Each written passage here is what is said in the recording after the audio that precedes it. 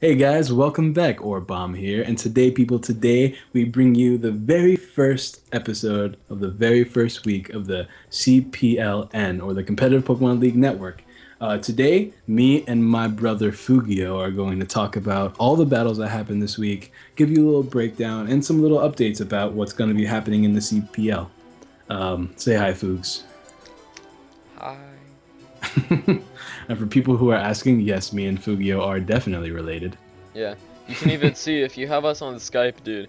He has a Santa logo on his Togekiss, and I have a Santa logo on my logo, dude. We're twins. We're twinsies. Anyways, yeah, you want to just like hop right into it?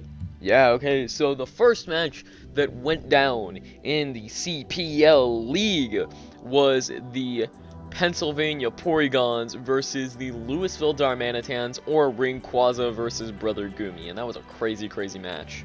That was a really interesting match. We all know, as anybody that knows anything about the league, Rain over here has probably the most threatening team in the league. And he's probably the most threatening player in the league.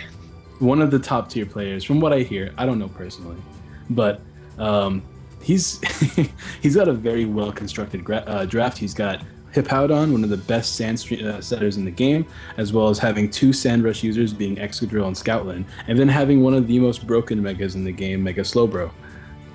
Which he doesn't even have to run as a goddamn mega. Exactly. And then he has some crazy, crazy setup sweepers, such as Volcarona. As you can see from match one, we'll go ahead and link all the matches below. Yeah, but just looking at Jordan's team, he brought pure power with that Excadrill. Dude, the Excadrill is such a threatening Pokemon, not even gonna lie. I just want to point it out, I love Brother Gumi's name. His freaking Tornadus is named Magikarp Killer. He's ready for so. It's pretty great. But yeah, it's a little annoying because it looks like Goo did not prepare very well for that Excadrill. Goo made an interesting choice by bringing Shedinja without bringing any sort of hazard removal in his team, which was a very strange pick on my part. He just ended up sacking it off midway through the match. But he does have an amazing Pokemon that does fare pretty well against his team, and that's Tornadus. Being able to dodge those earthquakes and use Regenerator to restore any iron damage that's been taken. It was a pretty good choice on his part, but overall, it seems like Rain was able to keep track of all the momentum throughout the match. Yeah, now, Brother Gumi definitely utilized his Medicham pretty nicely. He took out his Excadrill completely with the Mega Medicham, and then on top of that, almost completely wiped out the Hippowdon, which is very useful for future use, I'd assume.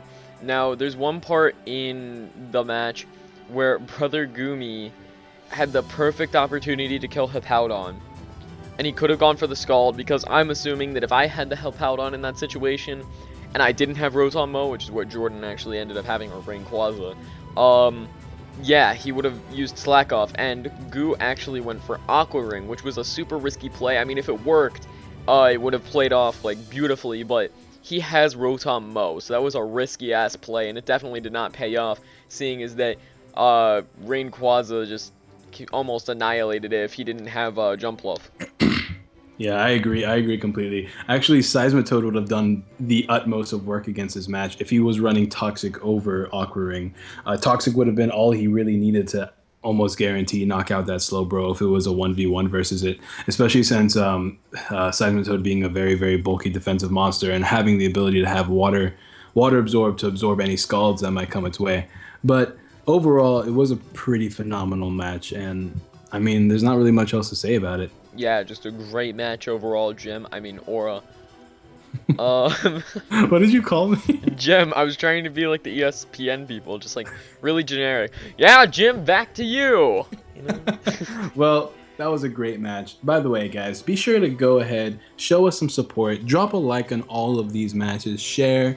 We want this tournament, we want this league to be hype because we're all having a blast here. But let's go ahead and move on to the next match. This match was probably my favorite throughout the whole season. It was our friend Bryce versus Sheer. Yeah, that was a crazy match. I just loaded up. Look at Bryce with his webcam on. Aw. Yeah, sure. The commentary might be lacking in the actual video, but burn. But yeah, just looking at the teams. looking at the teams, Dude, Sure has such a powerful team. Like, I've completely ignored his draft because, like, he never types in chat, you guys, so I've never really thought of him as a threat. But looking at it, he has Azumarill, he has Hydreigon, he has, Excavalier. Dude, he has Tauros. It's pretty crazy. But let's take a moment to look at Bryce's draft. Bryce has probably one of the fattest teams in the entire league, which can take him really far. Just looking at his team, I was actually there helping him build team build for this match. He has a defensive Will-O-Wisping Weezing. He has a Spadef Volt Switching Lantern with Toxic. He has a Jellicent and a Chansey, as well as just Altaria, which we all know is incredibly bulky. The bulky Mon, he was actually able to really power through this match, regardless of all the power that he's had. And he's made some really good plays. You can see that he has Wish on his Chansey to scout out if the Hydreigon was any sort of choice. But as we could tell by his phenomenal switch to Lantern, that he was able to find out that it wasn't any sort of choice locked. And he was able to eat up any attack. As he goes for Toxic, predicting some sort of switch, Bryce played really, really well. He's one of those. It's definitely someone you guys should not sleep on.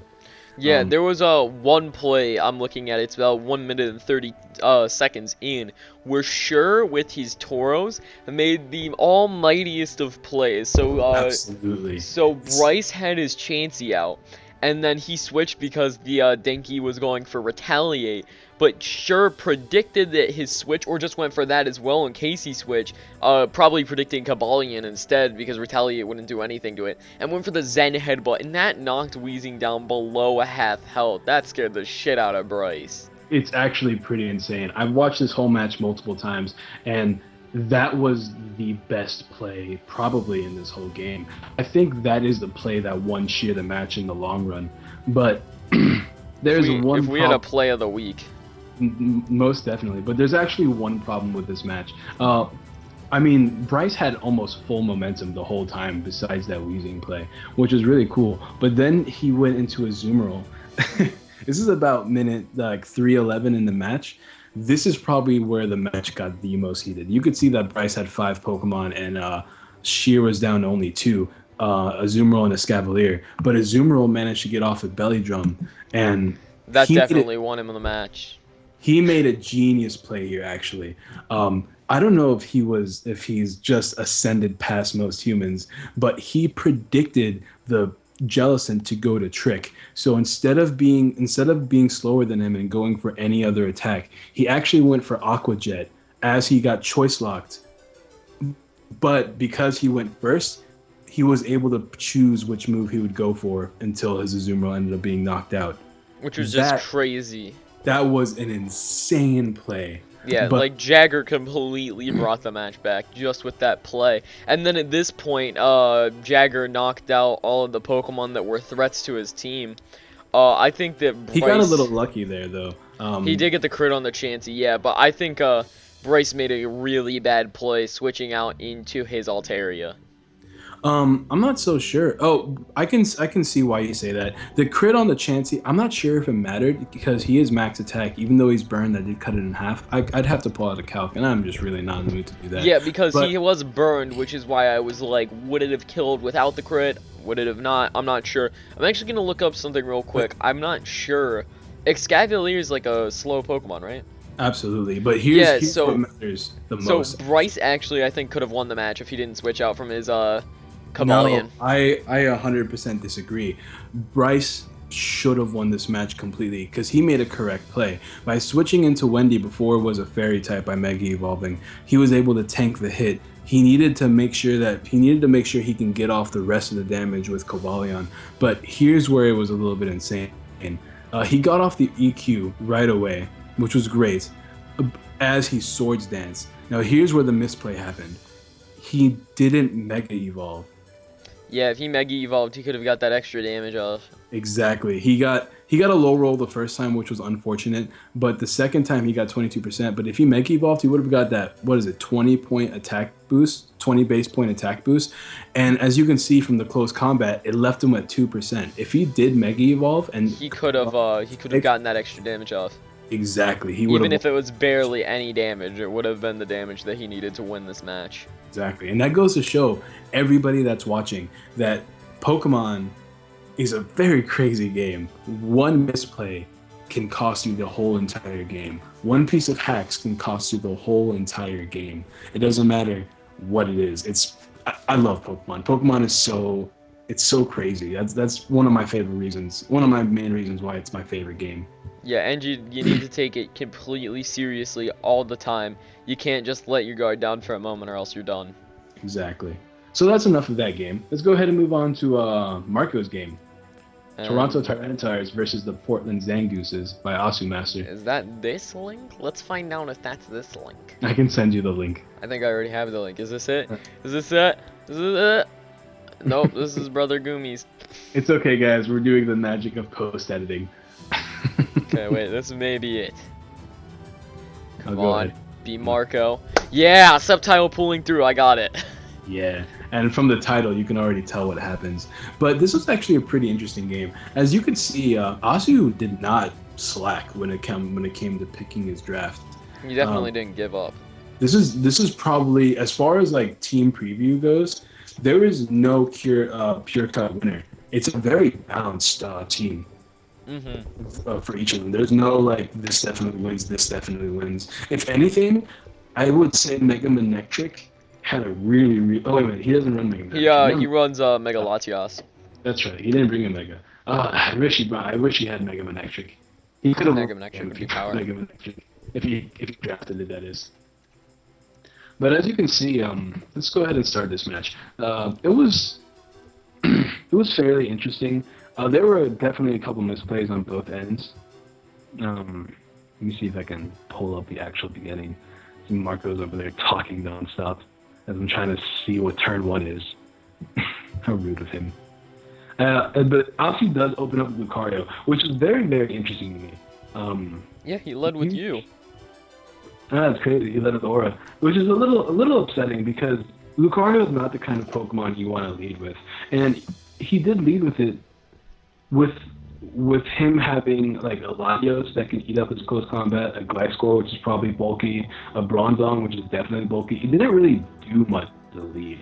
If I were him, I'd definitely lead with maybe like Keldeo. I would have even considered Torterra or Flygon if they were Stealth Rockers. Exactly, I would have gone up Rocks right away. Because for Rocks, that would just completely screw over the Scyther. I completely agree. And not to mention that if Lucario is SD Extreme Speed, that Rocks damage is something that he could really use to really just hold through and win the match. Now there was one play, just like right at like 2 minutes, that was really questionable.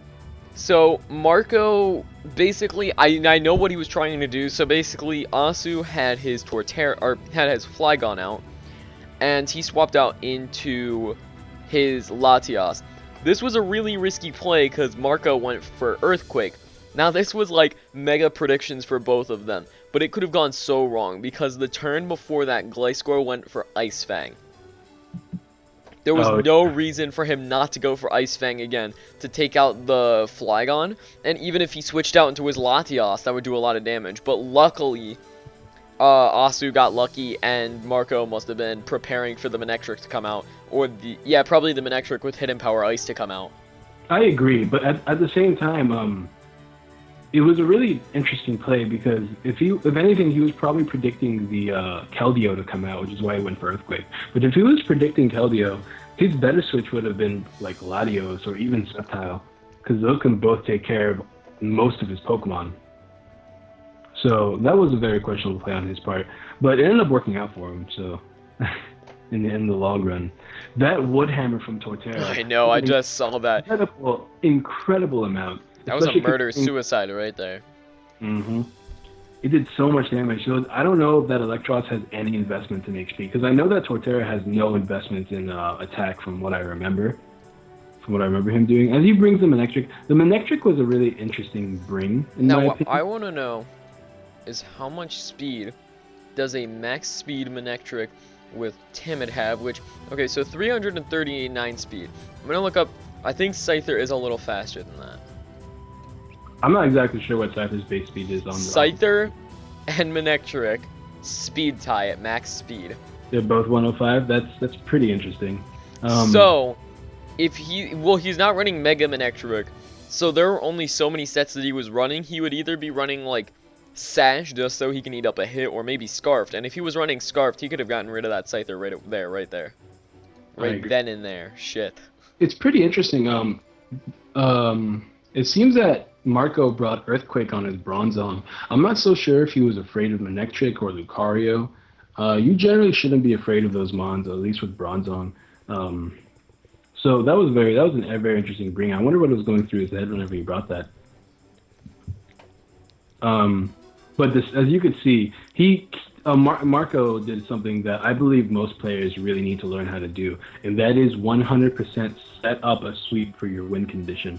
Marco did an excellent job at knowing that Sceptile, having his insane speed and pretty decent attack, was able to sweep his opponent once he got off a little bit of chip damage off of almost all of his mons, because he had nothing to really fight. He had nothing to really destroy Sceptile other than his Lucario, which Lucario got taken down pretty early. So Marco did a great job there. There were two things I noticed though. Tell me. So one, Asu let his Keldeo die to a Bronzong. Absolutely. That was so dumb. That was like one of the things that was gonna help him kill Sceptile. It could have helped with Icy Wind to get. I mean, that could have gotten rid of Latios, Gliscor, Sceptile, and Scyther all with just one move. I 100% agree. And of course, he still had Manectric, but I mean, Keldeo is so much more reliable. I don't remember if that Keldeo was Scarf or Specs. It looks like it was Scarfed. If it was Scarfed... No, it wasn't, because it used Icy Wind and then it used Secret Sword. Oh. So I'm not even sure what it was. Maybe it was Assault Vest or something. Maybe. In the long run, I don't think Keldeo was fainted. Because he wasn't Scarfed, I don't think Keldeo feigning mattered in the long run, since he had so many checks to Keldeo anyways. But another thing that I noticed is that Marco kept going for Earthquake. And then I realized that he has Grass Knot. And I'm pretty sure he kept going for Earthquake just because he thought maybe Lucario or Manectric would come out eventually. But I think it would have just been safer. I mean, he could have preserved his Bronzong by like easily 40% to keep it up at like 60 if he just went for the Grass Knot and took that risky play. I agree. But hey, that's Pokemon for you. Yeah. I mean, like, I can understand him maybe once or twice in a row going for Earthquake just to see, to bait that switch. But after, I mean, he clicked Earthquake, I think, like 4 or 5 times. I agree. But at the same time, seeing it in Marco's perspective, it seemed like it was a safe move. He had no reason to really try to predict or play any sort of advanced way. So it worked out for Marco in the end. Marco did manage to get that sweep with his Sceptile like he wanted. Can we just talk about how he's not running Mud Slap Sceptile, so he's bad? Oh man, this Marco, step up your game, bruh. You need to get better. Get good at Pokemon. Anyways, let's go ahead and move on to the next match. Which is Tom... Wait, actually, I remember their team names. Which is Tom Nation or the LA Absols versus Sobro or the Canadian Carps. The Canadian Carps. Probably. Can we just talk about how that's like the best name ever? Yeah, the most amazing name in the league. But let's talk about this battle for just 1 second. Tom, I don't know if Tom's like ascended as a human or just really wanted to get this match over with right away, because he belly drummed turn 1 with his Slurpuff. He is a monster. I mean, of course, the Pokemon that was out was an Omanite, is it? Is that what? Omastar, yeah. But like, bro, yeah, you need to chill. I do agree with Omastar starting. Just because he has no way to remove any hazards, and Omastar can set up hazards pretty easily against his opponent's team, considering that weak armor, focus sash, all that stuff. Oh yeah, I'm not denying that it was a good lead. It was a great lead, but I'm sure he never would have predicted the Slurpuff to be coming in belly drum first turn. I agree, but I wouldn't predict that. Yeah, neither would I. But I do not agree that he set up Toxic Spikes. The fact that he has a Durant that's not affected, Durant and Jirachi that's both not affected by Toxic Spikes, and that he has a Heracross, which, whether it's Mega or not, does have the ability to get Guts. that Toxic Spikes to me seems like the worst hazard he could have set up against his opponent. Stealth Rock could have really helped destroy that Weavile and just get off some chip damage on the Heracross. Spikes would have done the same thing since almost all of his Pokemon are grounded. So that in itself was a misplay. And then after he got off the belly drum, he switched into Ditto. And I can see why he did it. He wanted to copy the boost, but he forgot that Unburden, even though he does copy the ability Unburden, he didn't fulfill the conditions for Unburden to work. So he was still slower than Slurpuff, which did cost him his Ditto too. And I think definitely So made a good play and made a terrible play. Because he was so lucky that his Magnezone was scarfed. But at the same time, he should have gone out into that so much faster, or so much earlier, because he literally sacked off his Mega and a Ditto, which were perfectly fine. He could have kept them, and all he would have lost was his Omastar to that Slurpuff. Actually, in my opinion, I think he had to go into Lifer, because even Scarf Magnezone, depending on the Slurpuff's investments, won't outspeed, just because Unburden doubles the speed, as opposed to Scarf, which is just 1.5. Oh, yeah. So he could have just Drain Punched that Magnezone to oblivion. So going into Lifer after letting Ditto gone was probably his best play, just to get rid of that speed boost and then be able to sweep him with his other Pokemon. Yeah, and didn't he get Parahax, so that's what happened with Liepard? That Liepard didn't die? I believe so. Yeah, and then he, I still think, like, even in that scenario, he still could have kept his Mega Diancie. He could have gone out into Liepard, paralyzed, sacked off Ditto, gone into Magnezone, boom. Yeah, I agree. It's pretty crazy. If I were in So's shoes, I would have definitely sacked off Liepard after Thunder Waving, and then go into my other Pokemon to just start sweeping. Because if you notice, Magnezone puts in hella work against his opponent's team. If it was running HP Fire, it just pretty much won. I don't know if it was or not, but it pretty much beat his opponent if he did, especially since he can trap Jirachi and Durant, as well as outspeed all of his Mons except for the Weavile, I believe. Unless they were scarfed, of course. And he kind of just lit this Malamar set up in his face. Yeah. But he did make the smart play by going into Liepard and letting it paralyze it once again. But if he had his Deontay alive still, Deontay could have won this match too. Same thing if he was running HP Fire, because it outspeeds all of his Mons if they're not scarfed. Another thing is that if he did make the correct play and he kept his Diancie, that would have completely obliviated his Malamar. Mm-hmm. Like, of course his Crest helped out a little, but still, the Diancie would have gotten the stab from everything, and it just would have helped way more. I 100% agree. This goes to show that it doesn't matter, because as you can see, So has a clear advantage when it comes to the team matchup. So theoretically could have won this match, but it goes to show you have to remember every aspect of Pokemon. You can't make any misplays, because that it doesn't matter how good your team is, skill still is involved when it comes to Pokemon. Mm-hmm. Contrary to popular belief. But yeah, good job on Tom. He had no reason to play risky. He could just make consistent safe plays, and that's what won him the match in the end, is just that consistent safe play. But yeah. And now we're going on to your battle.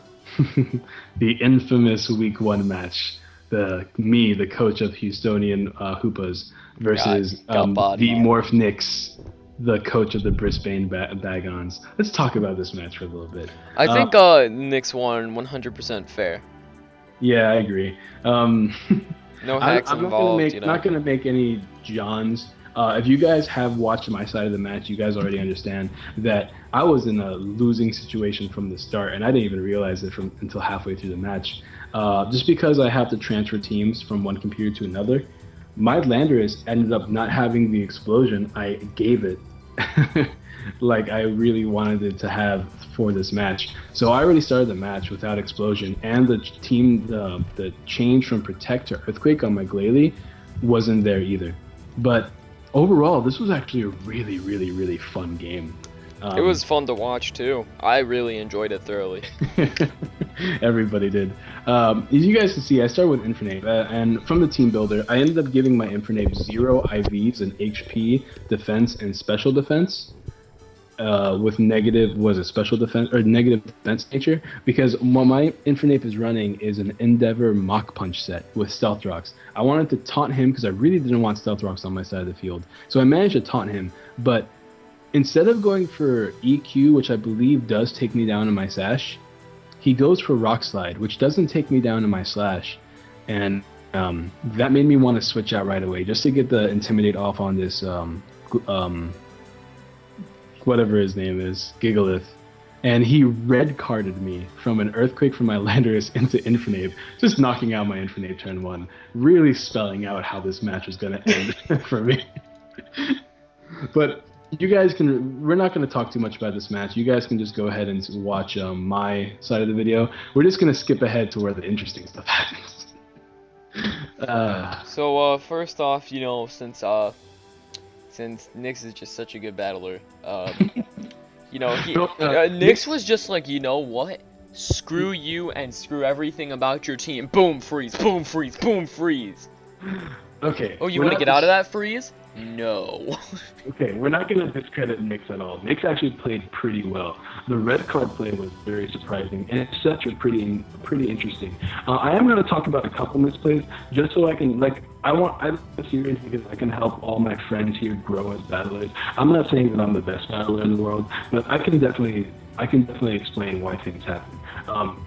He went into Reuniclus on my Earthquake from Landorus, which was a great play on his part because he's definitely max defense calm on Reuniclus.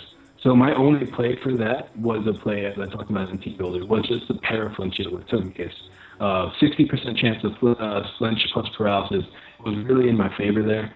I did get some lucky crits to really speed up the process, which was great. Very convenient for me. A little unfortunate for my opponent, but it seemed like that was the way it was going to go in the end, especially since he never really went for recover, which was surprising to me. You'd think he'd go for recover as soon as he could. Mm-hmm. But then he goes into Electivire, which I went into my physically defensive Zapdos, and he goes for Ice Punch, and then he does get the freeze on my Zapdos, which is incredibly unfortunate just because I have that Zapdos EV to where it can always take out Mega Pinsir with Thunderbolt, no matter what the investments are. So that was unfortunate because my one of my ways to get rid of Mega Pinsir has been neutralized. So I had to find a way to heal Bell it with my Togekiss, which if you skip ahead the match, I take out a couple of his mons. I managed to get an SD up on my Cacturn on his Gigalith's Protect, which made me knock out the Gigalith with Drain Punch, and then he goes into Heatran. Now here's where I was really questioning his play. He went into Heatran and used Sucker Punch. No, he went into Heatran. Instead of going into Pinsir to just knock me out with a Quick Attack, because he does out-prioritize me if he's running max speed, he goes into Heatran, which is an offensive Heatran based on his team. That's what I'm guessing. I haven't actually seen his team as far as EVs go. But because I know he's offensive, I can knock him out with a Sucker Punch, which I did. And then he goes into Frostlass, which does get taken down with Sash with my Sucker Punch because I didn't need Cacturn anymore. And at that point, I went to Togekiss just so I could heal Bell up my Zapdos, so I still have a way to beat the Pinsir. And I got the best freeze hacks in the game. My Togekiss got frozen on a heal Bell, so that got rid of any chance of me being not frozen anymore. And from there, it was just downhill. I did manage to make it a 1-0. I took down the rest of his mons, but he made another questionable yet worked out for him play by Swords Dancing onto my Zapdos. Even though I had the 20% chance to thaw, he still Swords Dance, and that's what actually won him the game. On top of me not having Explosion on Landorus, which if I did, I could have just went into Landorus and exploded. Yeah, but if you were running like Explosion Landorus, you'd be bad. So. I mean, I was. It just didn't end up happening. I actually only had 3 moves on that Landorus. Okay, so let's go on to the 6th match. We're almost done. And this is Demonic, or the Wyoming Weaviles, versus Dave, or the Kyoto Staraptors. And honestly, I loved this match. It was phenomenal. So, right off the bat, Dave just starts off with the Amoonguss, which was a great lead. That's always a great lead, because he can put it to sleep. So the Persian goes for Fake Out, and gets put to sleep, obviously, after going for a knockoff to get rid of the Batlax Sludge, which was great. But now he goes out into the Chimchar. Chimchar is Demonic's mascot, and Demonic? I I want to give a clap for Demonic actually drafting Chimchar. not only did he go out of his way to draft one of his favorite Pokemon, if But not he his favorite used Pokemon, it. but he uses it with succession. And I Like, I love always draft Trubbish in leagues. I think this is the first league in, like, forever that I haven't drafted Trubbish, and I actually brought it to matches. Because yeah. Trubbish is God. It was around, I think, minute like second 45 because this is a sped up version. He did get a little bit lucky with Terrakion by getting the rock side flinch, but at the Yeah. same time, I really disagree with Dave's play of leaving Entei in, especially considering that Entei with E speed did have a pretty was one of his few ways to actually knock out that Thunderous, who was a big problem for his team, considering the Thunderbolt, and he But really luckily, his Staraptor came through for that. absolutely, But but freaking Demonic with his Hoopa Unbound. Dude, he stole your mascot, and not only did he steal your mascot, but he killed an Amoonguss with freaking Hyperspace something, I think it was. I'm not sure. It was a Psychic type move. It might have just been Psychic. I'm gonna check.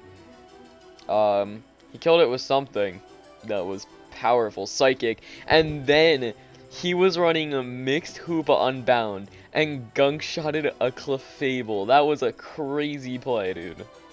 absolutely. Another thing that was really, really strange, and what it probably could have won um, Dave the match was the fact that he needed to save the Entei. I 100% stand by the fact that he really needed to save the Entei because if he weakened that Swampert just a little bit more, he could have got that HP grass kill. This is why whenever I help people build teams, I always tell them to calc out how much damage they're going to do, and you need to put them in that range. You can't just you have to play thinking ahead. You can't just play thinking, oh, I'm going to hit this guy with a super effective move, and that's going to knock him out because it's super effective.